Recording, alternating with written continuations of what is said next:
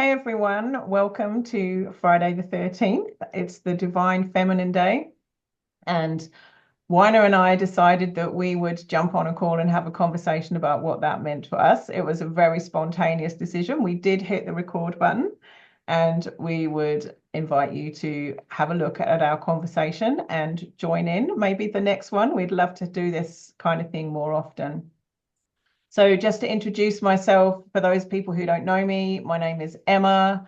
I'm a transformation coach and a blissiplanarian, I call myself, which is to find more joy and bliss and to embrace life now and enjoy what you have. And over to Waina. Hi everyone, my name is Waina and I'm the founder of Sacred Healing Waters.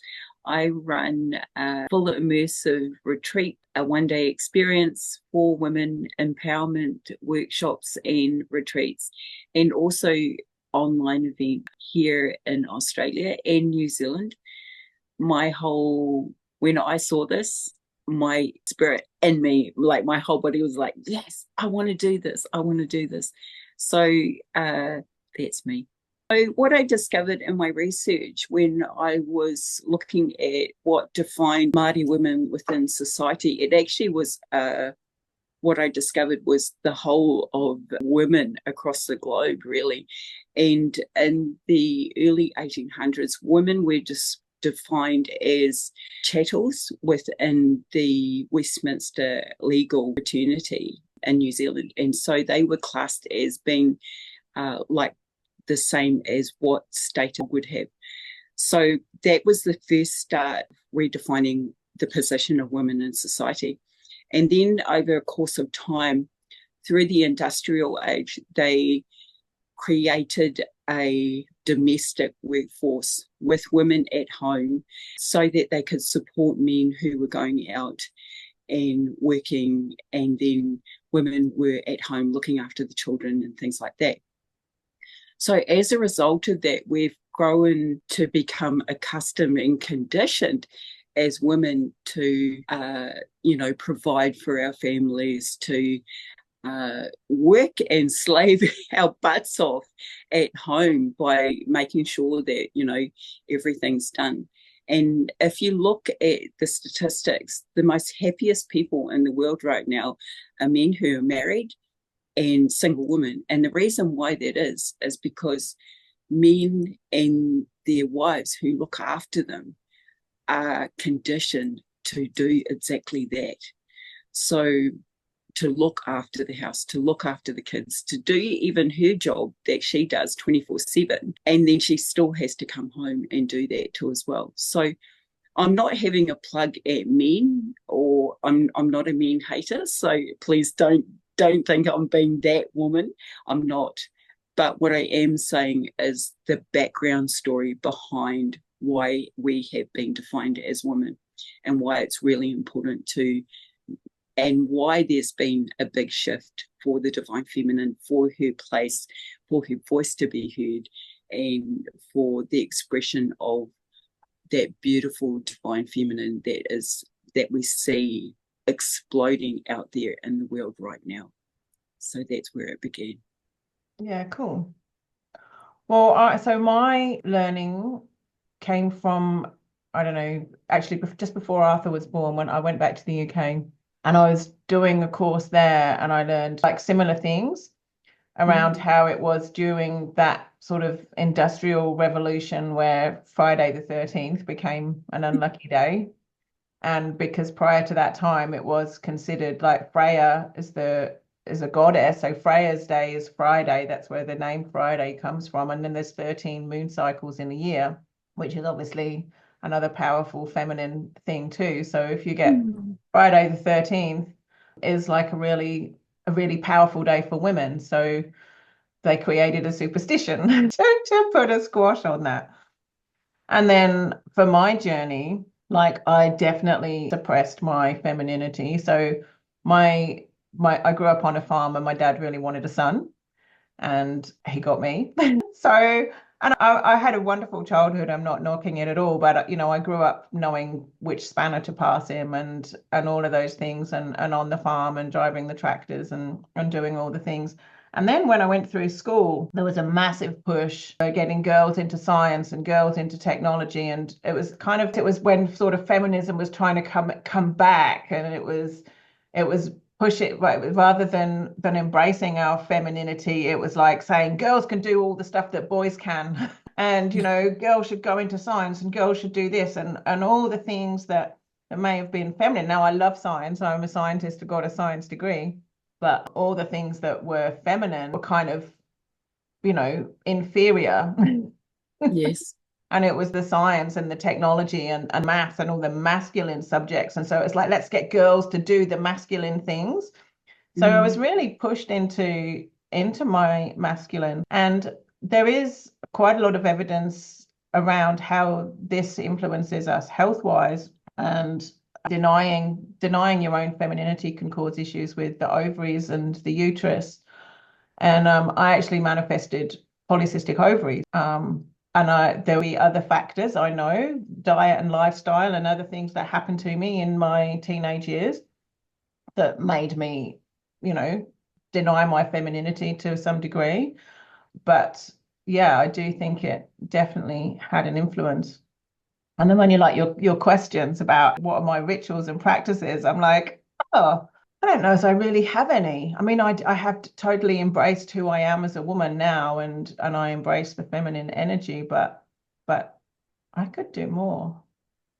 Well, I love what you just said, because I actually went through the same thing too as well. I developed polycystic growths, and then it went from that to endometriosis, to the fact that they then had to remove my uterus out of my body because it was completely stuffed. And so, yeah, I definitely, because that's when I started doing the journey of discovering, who I am. Why is it that I am defined as a woman within society, and why have I internalized the whole thing of that I'm not good enough? Where does that come from? And when I discovered the history of that, and I went right back, I was grieved for about a couple of weeks. I remembered just really looking at groups of people and families and things like that, and it really just shook my whole entire world and how I perceive myself. And then it was a rebuilding of who I was too as well. And the questions about like the rituals and how do we do that as women. And I remembered when I was very young, my grandmother took me through a process of allowing my menstrual flow to flow into the earth. And it was during that time that it was long after my mother had died. So I had gone to my grandmother's to live with her, because there was some really traumatic things that happened in my after my mother had died, that had a huge impact on me. So I ended up moving in with my grandmother, and she got me to wrap a towel around my waist, and then said, go and sit down on the ground. And I knew this was something that I'd never ever experienced before. And I'm so grateful for that experience now, because I realize that I have that connection with the earth, and it's an indelible connection with the earth because of that. And she got me to sit on the ground and just let my blood flow into the earth. And she got me to write down the significance of that particular ritual that I went through. And I remembered like sitting there, and no one knew because I was outside my grandmother's home, just sitting on the ground. And actually, one of my uncles drove past, and I waved out to him, and he had no idea what I was doing. But it was profound what happened, because I remembered writing that I was a descendant and I had a connection to Mother Earth because of that.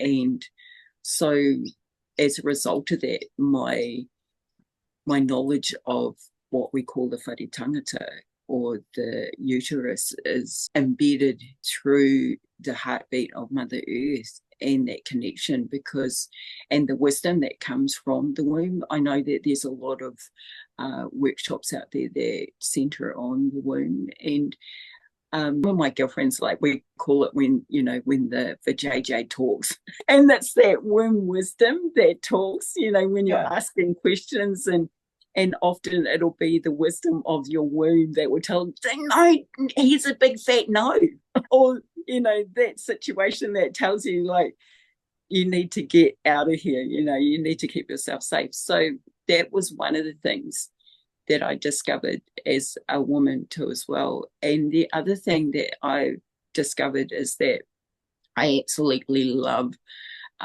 running empowerment workshops for women in regards to the divine feminine.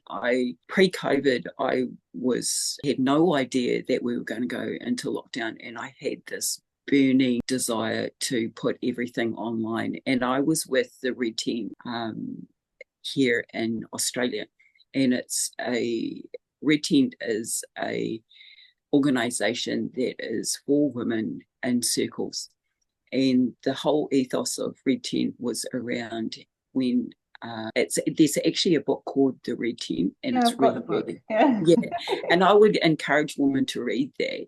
A friend gave me that actually when I got pregnant with my son. That was a pregnancy gift. Yeah. I won't rabbit on about the book, but what was facilitating a Red Tent, I just felt this burning desire to ask, this is what I need. I need to run a program online. And they'd never done that before.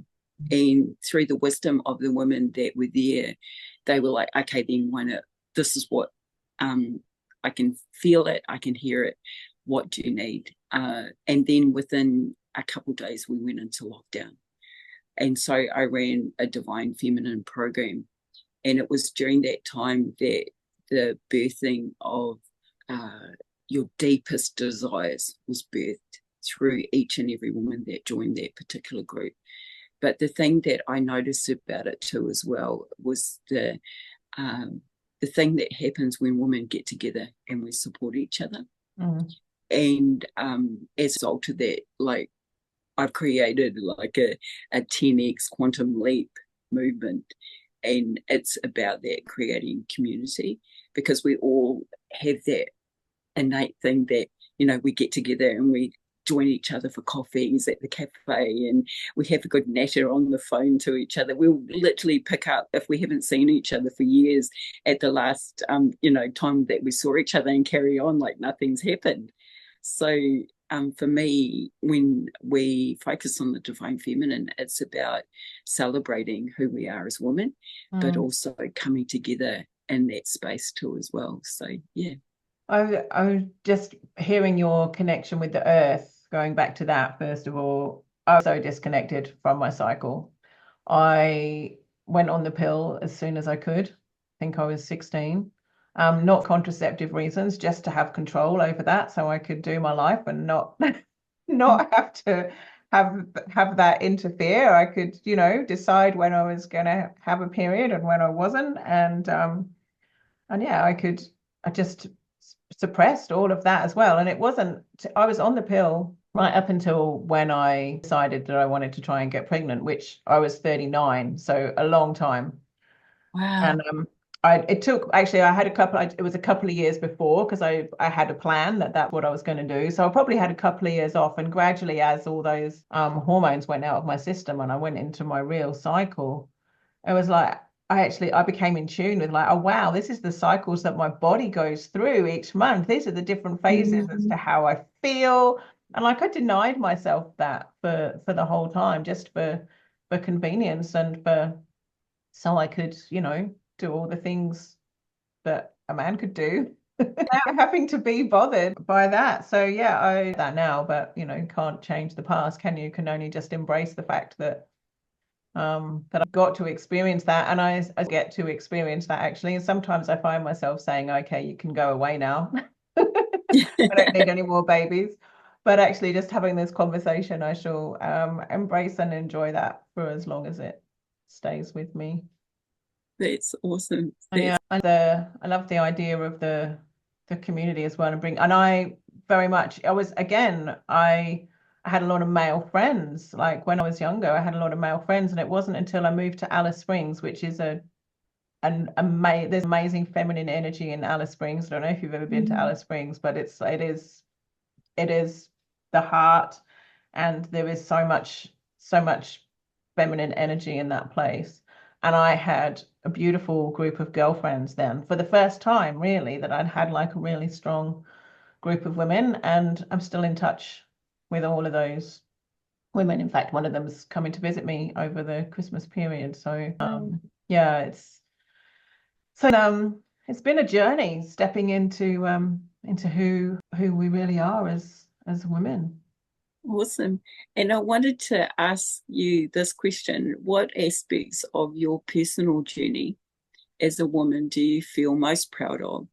And how do these experiences shape your understanding of the divine feminine? Got to be giving birth, right? Oh, yeah. So the thing I'm most proud of for sure, that's going to make me cry.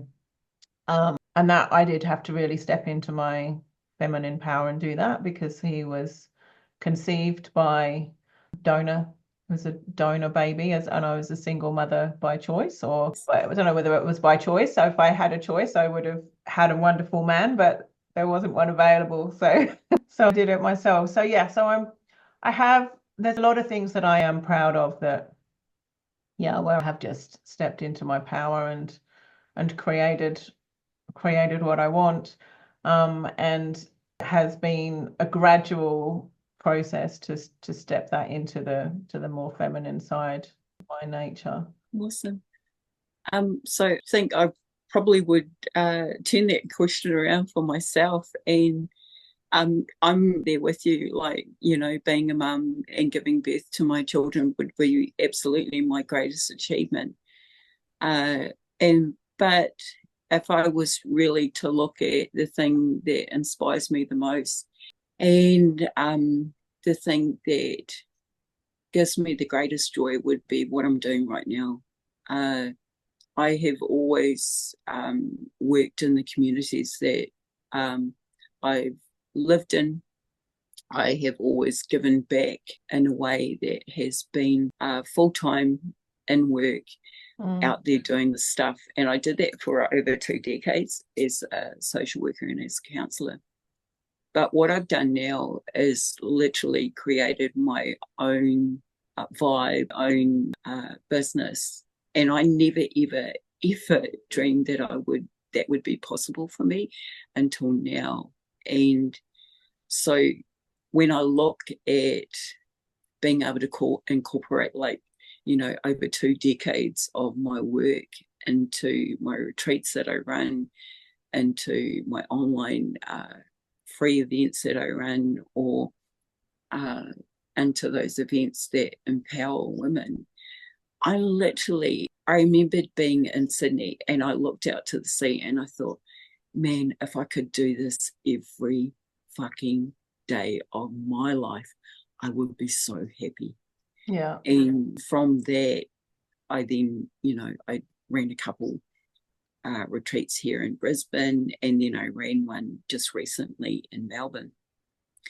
And the one in Melbourne was significant for me because I've always wanted to work with our people, and many Māori from New Zealand that had relocated and live over here in Australia, because there's that big thing of being disconnected from home.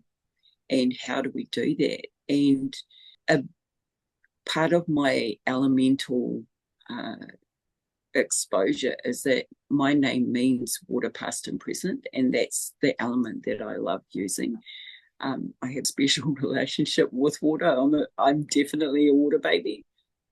So through that process, I was able to connect with our land back home by using the water when I go to the beach. And so when I realized that, I was like, man, I need to do this for others, to teach them how to land back into their bodies. Because when I came over here, it was like I was totally overwhelmed by the white noise. And what I mean by white noise is not a color, but more so bombarded by, here in Australia, like the billboards lit up, the birds are loud, like they squawk and everything, saying, "Look at me, look at me." And I remembered coming from a experience that I created with my students in New Zealand, and we'd literally just come off our volcanic mountain. So I had been in the snow, I'd been in the bush, I'd been up to our sacred healing lake, and then I landed at night time in Brisbane the following day after dropping my students off. And I was completely overwhelmed by the lights, the cars, everything. And I was just like, oh my God, the only thing that makes sense to me is the freaking fishbowl that's on the side of the bed making this bubbling noise of the water dropping into the fishbowl, and the tree outside, because I was so overwhelmed by the bright lights and everything else. And that's what I mean by white light. So I recreated that space of peace and harmony, and landing back into your body and using the resources that we have available to us 24/7, which are the natural elements, and created that in my space and in my business. So yeah, I feel like I'm right now, I feel like I'm carrying on the wisdom of my ancestors, but also the wisdom of my grandmother, who was a healer as well. And I remembered her, because she is one of my guides. She's one of my people and my tribe of people behind me that support me. And I remembered what she said to me, and she said to me, remember what I taught you. Remember what you were exposed to and what you knew during that time that I would heal at home. And because she would have people from all over New Zealand come to our house every day, and she'd have them on the bench doing Māori massage with them, miri. And I didn't realize that my grandmother was an amazing spiritual surgeon as well. And so she would do that kind of work. So I was really, really lucky that I grew up in a very small rural community with ample healers at my fingertips. So it was quite, I would consider that they have been instrumental in what I do today. So, yeah. Awesome. Yeah, so what I do today is also very much working with women. So there's a couple of aspects to my story. One is when I came to Australia. So I'd been in a bit of a dark space and was totally overworked and stressed out, and had taken on I was only 27. I'd taken on a lot of responsibility for a lot of young people at risk through my work. And it really just, wore me down. And so I left my country on a one-way ticket and got into an accident. I had a motorbike accident in Thailand. Just I was on my way to Burma, so quite close to the Burmese border. And it was the best thing, honestly, the best thing that's ever happened for me was that accident, because I didn't die. I probably should have done, but I didn't. And I was amazed that I didn't. And when I realized that I hadn't, when I came around and realized, oh, I'm not dead, I'm alive. And I've been on like a meditation retreat in a monastery for a few days before.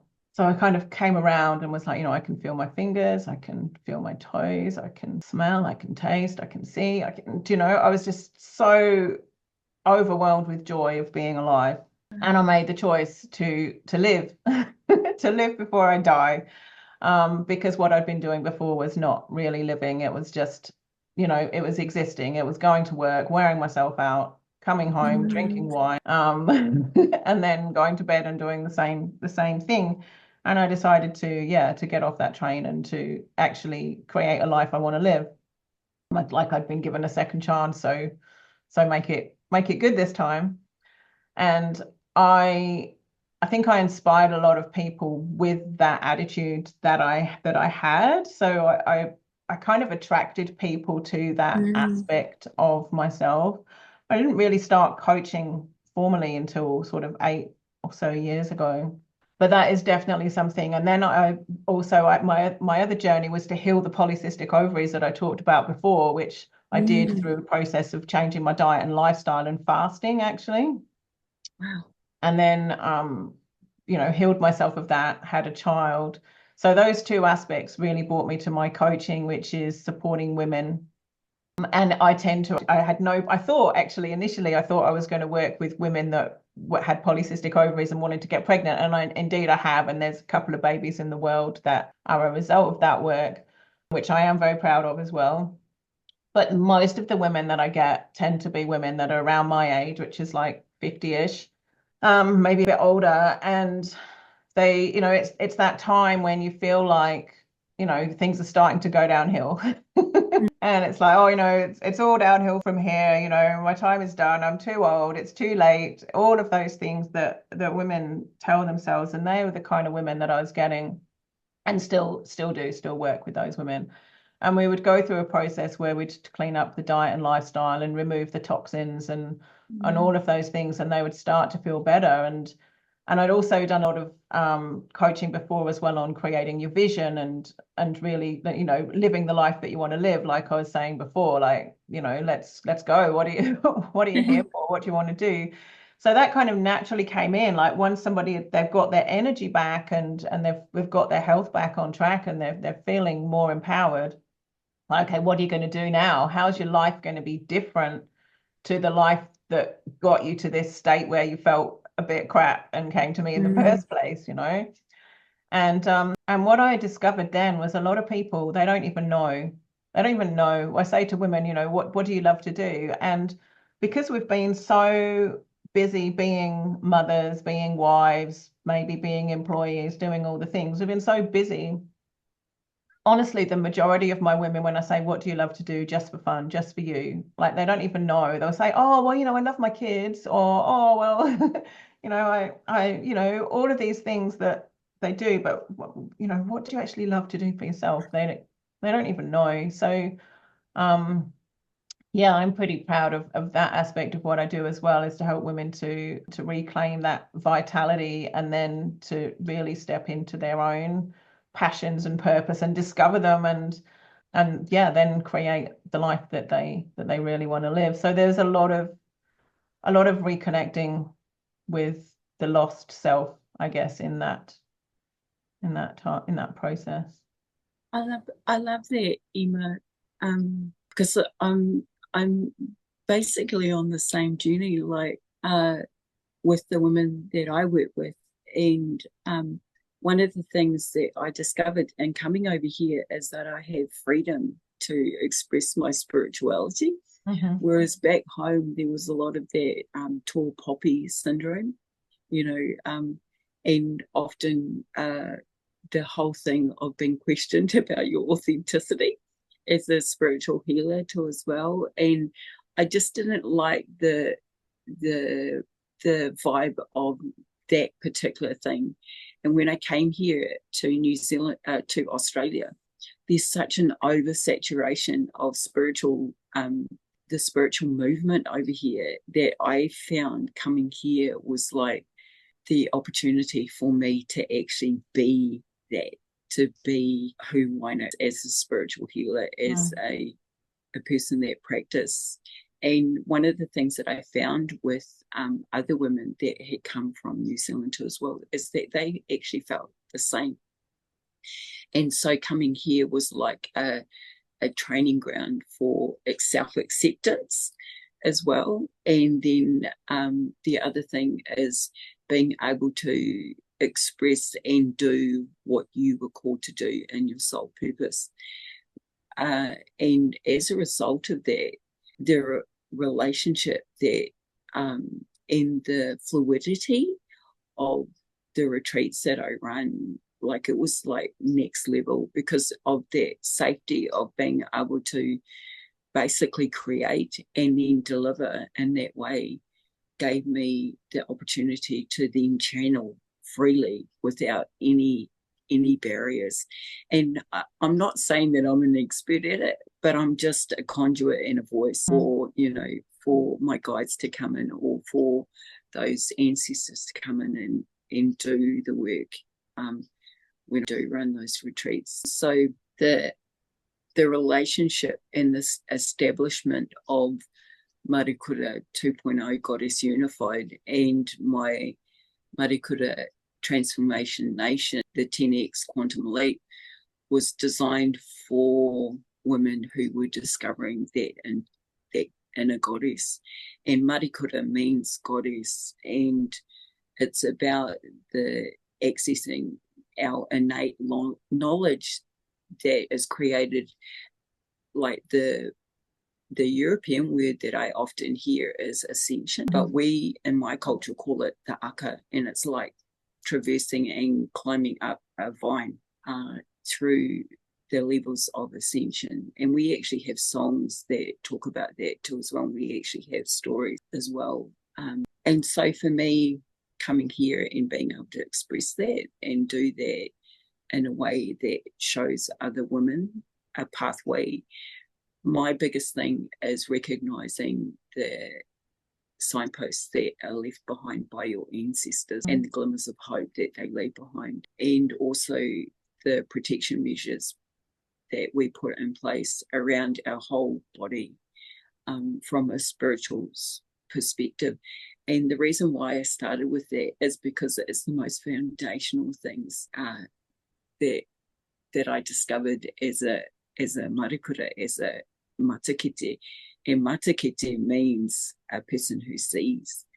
And the direct translation is mata, which is the face, and then the kete is to see. So when I look at that, I think that the inception of Marikura 2.0 Goddess Unified is all about that. It's about creating that space for women to actually find out what it is, because we all know innately when we get those truth bumps. I heard Dr. Esmond talk about that.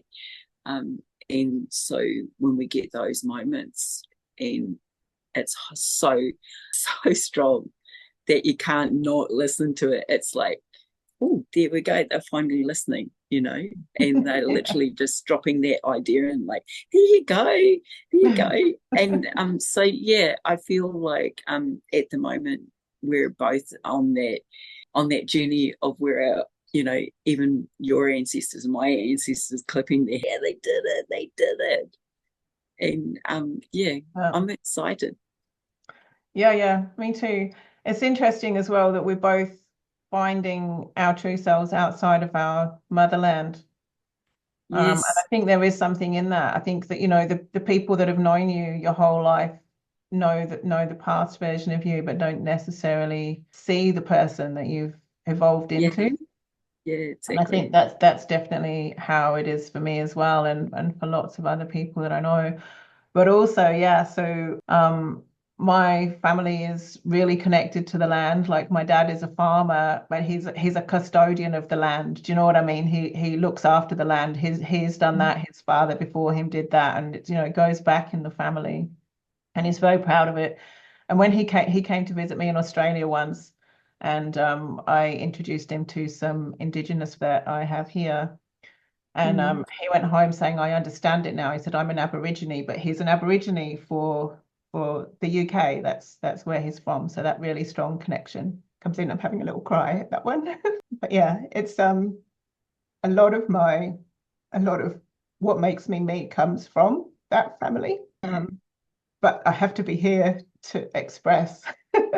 Bizarre. Yeah. Bizarre, but true. Yeah. You just reminded me of this moment, and dads have that way, And I remember talking to my dad that I was starting to come into my gifts as a matakiti. And this was probably one of the most bravest things I've ever done. And I was driving in the truck with my dad was driving, and and I was sitting in the passenger seat, and I remember saying to my dad, I'm starting to see things, I'm starting to hear things, my spiritual gifts are starting to really come to the fore. And he just looked at me and he just went really super quiet. And then he turned to me and he said to me, "You're just like your mum. Your mum was exactly the same. And whatever you do, I want you to do what you're supposed to do." And I was like, wow, my dad knew before I knew. And I'm doing what I'm doing right now. And I even think about the time that my grandparents, like, I'm the oldest in my family, and the oldest girl. I was the firstborn out of the grandchildren. And I remember my grandfather, like, he sent all the other grandchildren to Fantasyland in Hastings, New Zealand, which is like this theme park. Yeah. And he, this tan coloured, like, lazy boy, and my grandmother made his favourite sandwiches, which were cucumber sandwiches. I couldn't believe it. Very English. Yeah. And he absolutely loved Glenn Miller, and Glenn Miller was playing in the background. And I really believe I was probably lived in that lifetime at that time when he was alive, and I love his music. But I remembered my grandfather saying to me, "You are the oldest in the family and you will do amazing things for our people." And that was when I was like, must have been like 9. And as a result of those conversations with my dad, my grandfather, and then my grandmother, and then my mum, like, I can remember different times during my where that's spoken into my life. And that is the motivation, like the unseen motivation that makes me do what I do right now. And yeah, so it's amazing. Thank you, Emma, for your tears. I really love it. Yeah, because it's real and it's raw, and it is what it's like about being in the divine feminine. We, like, literally feel things so deeply. We can feel the pulse of Mother Earth. We can feel the grief that sits within that as holders and wisdom keepers, for the land, for people en masse. And that's exactly why I'm doing what I'm doing too, to create that consciousness en masse, to lift the vibration, the frequency. And so, yeah, I love what we're doing at the moment. Yeah, we're doing it. Yeah. Awesome. Oh, that's beautiful. Well, thank you very much for this conversation, and let's do it again sometime. Yeah, I reckon that we should invite more women to come and talk with us too as well, and get their insights as well. There's heaps more of women like us out there. Yeah. And yeah, we need to speak up.